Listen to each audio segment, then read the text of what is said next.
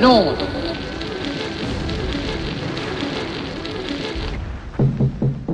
C'était l'époque où toute l'alimentation était rationnée. Nos parents disposaient de tickets de ravitaillement. Il y avait des cartes sous forme de petits tickets, comme des timbres. Et suivant les âges, on avait le droit à tant de tickets. Aussi bien pour les chaussures, pour le beurre, pour toute l'alimentation et les vêtements. Voilà. Le charbon, etc. Tout était réglementé sous forme de petits tickets. Si on avait un ticket avec ça de pain, on n'avait pas plus, la dame elle pesait. Quand on achetait un pain à mettons 2 livres, elle pesait, si ça ne faisait pas 2 livres, elle en redonnait un petit bout en plus. Un petit bout en plus. On partait avec le pain et la pesée. Ça plaît, la pesée. Alors souvent on l'a mangé en route. Il y avait aussi le droit à du tabac. Évidemment, les gens qui ne fumaient pas pouvaient disposer de leur ration de cigarettes pour obtenir autre chose, soit certains légumes de la part de jardiniers ou une bouteille, quelquefois une bouteille d'apéritif qui leur servait pour une cérémonie.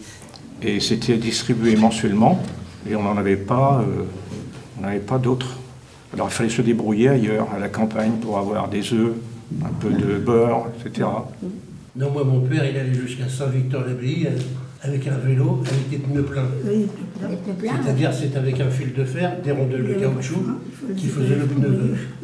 Il donnait ses tickets de tabac pour avoir des œufs et des pommes de terre.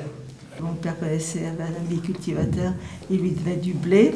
Il leur moulait le blé dans le moulin à café pour faire de la farine. Elle faisait du pain complet et ma mère faisait du pain. Comme mon papa, il était au chemin de fer, il avait un petit peu plus de rations que les autres. Ben, on ne les mangeait pas, nous on les donnait pour avoir de la farine pour faire du pain. Et à l'école, dans les classes, tous les après-midi, pour le goûter, vers 3h30, 4h moins le quart, il y avait une distribution de biscuits vitaminés. C'était une règle, ça. C'est enfermé dans l'armoire de la classe.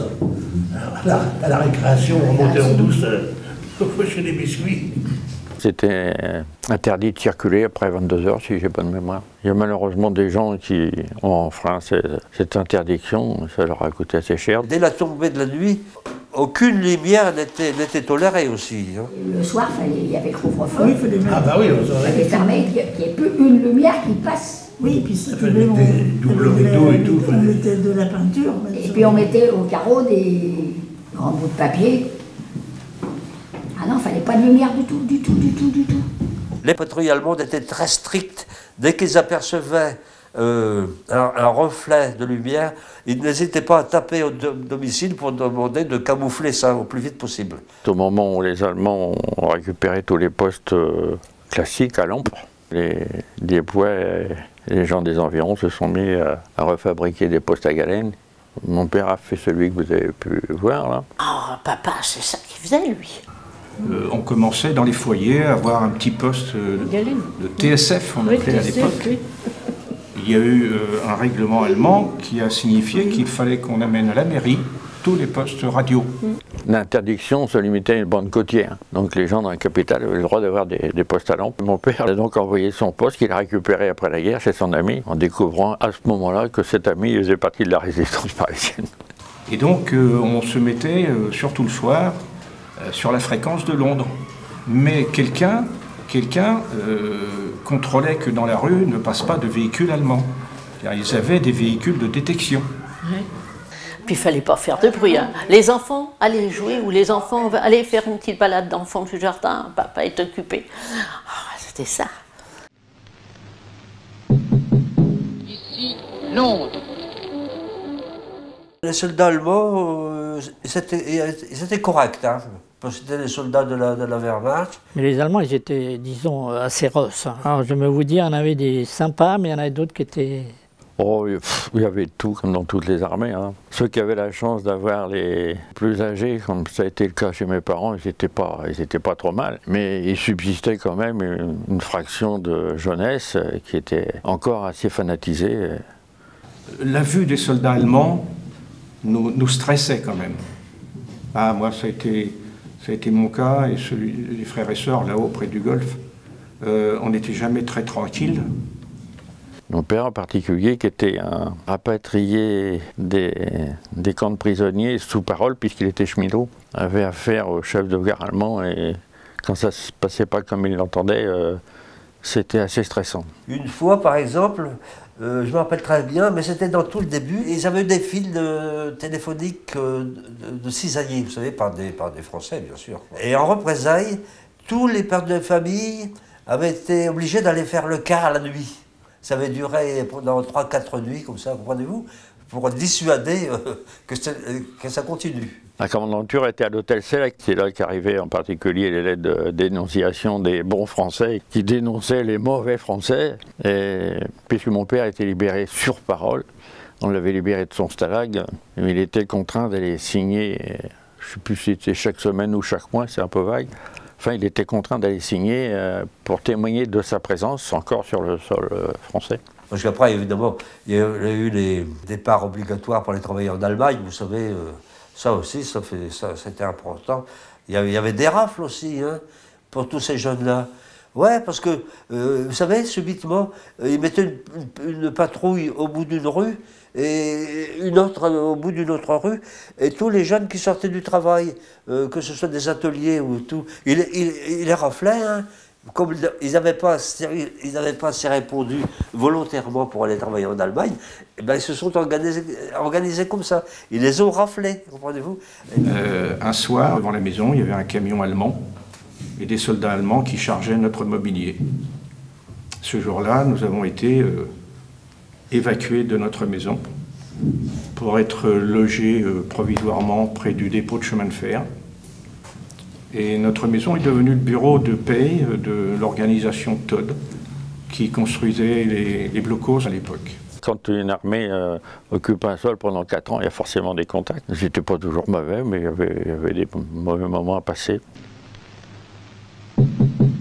Ici, Londres. Dieppe était survolé souvent par les escadrilles de la Royal Air Force qui allaient bombarder dans l'intérieur des terres. Dès qu'on était survolé, on descendait aux abris. Il y avait des abris de construits, notamment pas très loin du dépôt de chemin de fer à l'époque, qui était un très grand dépôt. Et puis il y avait des gens qui avaient leur cave personnelle, hein, pas forcément en bonnes conditions de sécurité, mais bon... Dans le fond de notre jardin, papa avait creusé une grande tranchée où nous allions dormir la nuit, et il avait recouvert ça de tôle ondulée. C'était le réflexe, hein, c'était de descendre dans une cave pour se protéger. Quand il y avait la sirène qui sonnait, qui nous avertissait qu'il allait y avoir des avions qui vont passer et qui vont bombarder, tout le monde on prenait des couvertures, tout ça, et on passait des nuits dans les abris. C'était creusé dans la craie. Dans la craie. C'est ce qu'on appelait les gobes.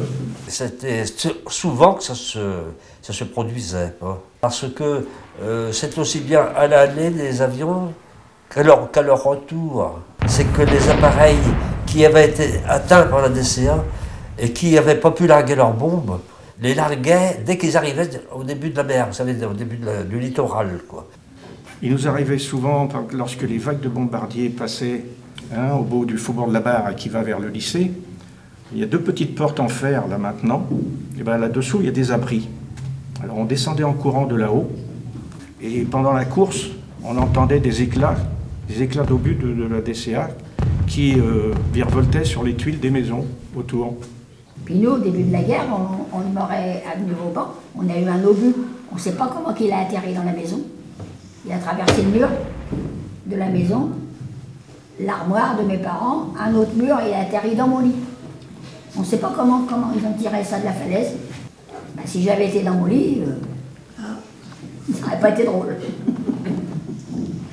Alors la défense passive, c'était des civils à qui il était donné de porter assistance aux populations. Par exemple, les gens qui s'occupaient de la biomarine, les gardiens, faisaient partie de la défense passive. En face de l'école Sévigné, vous avez une petite côte qui grimpe là.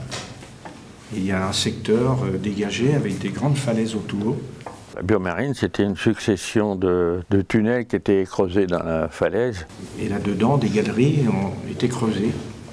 Et pendant la guerre, C'est devenu l'annexe de l'hôpital. Ils avaient aménagé tout ça, ils ont fait des lits, mais on était au moins une centaine là-dedans. Hein. On pouvait y entrer au moins de deux façons, par la rue Montigny, la plus connue, et puis l'autre qui était au bout de l'impasse 40, l'impasse des Frères Mémard aujourd'hui.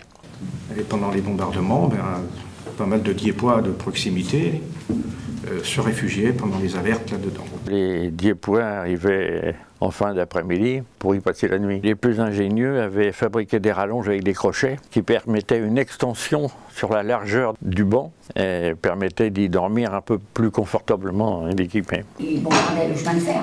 Ah oui. On habitait juste derrière, le chemin de fer. Mais c'est ça qui était visé. Le midi, on mangeait, on avait une bombe qui tombait derrière. À la maison, il n'y avait plus de fenêtres, il n'y avait plus de lustre qui nous tombait dessus. Pour vous citer une fois, nous étions partis avec ma mère et mon frère faire quelques commissions et nous avons été surpris à la hauteur de la place des Grèves, au Pollet, par un convoi de militaires qui était bloqué. Le pont Colbert étant devenu inaccessible. Et d'un seul coup, on a entendu les bruissements des moteurs d'avion. Et en ce moment-là, le bombardement a commencé, ils sont dans tous les navires dans le bassin du Canada, dans le bassin de Paris, et également dans le bassin du Canot, à Cherboutier, brûlait, et donc était atteint. Et il y a bombardement aussi anglais. Hein. Il y avait un bâtiment de guerre que les Allemands avaient mis sur le port de Dieppe, puis les Anglais, ils ont bombardé le fameux bateau. Je vais me dire, il a ramassé le bateau. Hein, Quand vous êtes enfant et que vous voyez et que vous vivez de choses pareilles, ça vous reste pour la vie, ça. Ici, Londres.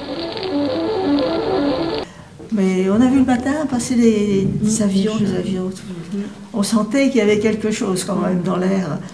Et puis, on a entendu après les bruits, les cris des gens, les cris de joie des gens. Bon, on s'est précipité sur la rue Gambetta, puisque c'était par là-haut qu'ils arrivaient, on s'est précipité.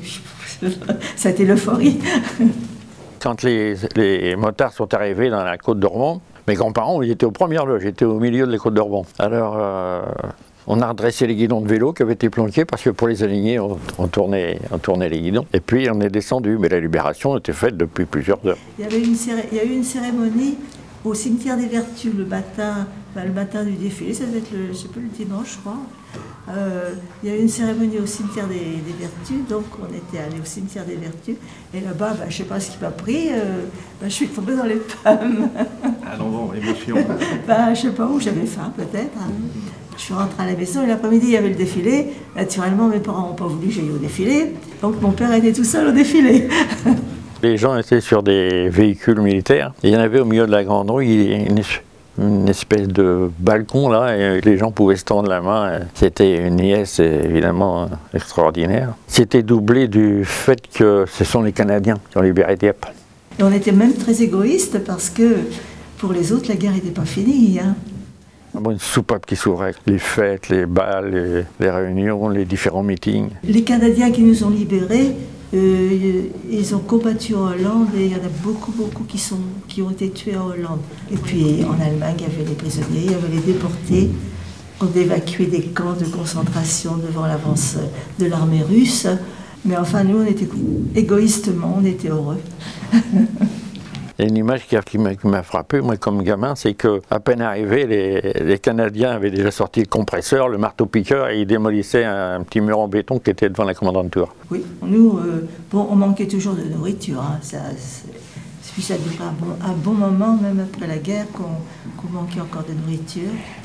On n'avait pas beaucoup plus à manger, mais enfin, non. Il fallait que ça revienne quand même. Au moins, il n'y avait plus à courir la nuit.